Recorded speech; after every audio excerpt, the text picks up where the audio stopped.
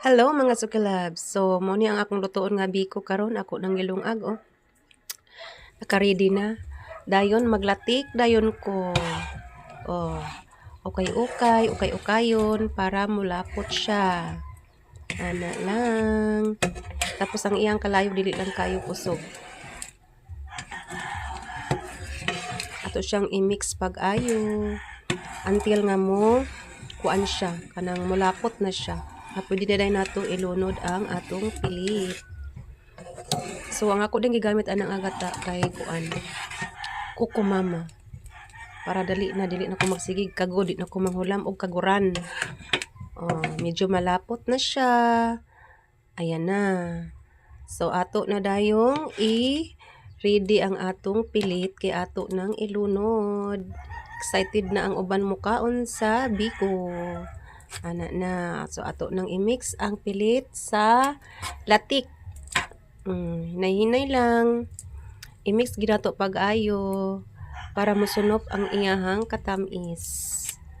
1 kilo ra na siya nga pilit akong kuan mga sukilabs. Gitawag ani. Gi-mix ana sa akong latik. Then duha ka kuko mama.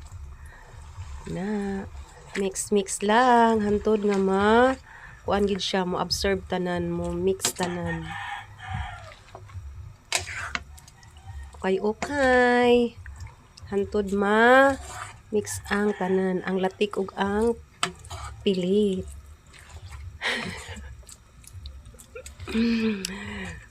Kanuno na kayo ning naghulat diri Ana lang. So nakaluto na ba ang tanan sa biko? Ana, na-mix na gyud nato. Ako na siyang kuanan mga 10 minutes na ako na siya pain-in sa kanang kalayo para medyo mudukot siya mga sukilabs.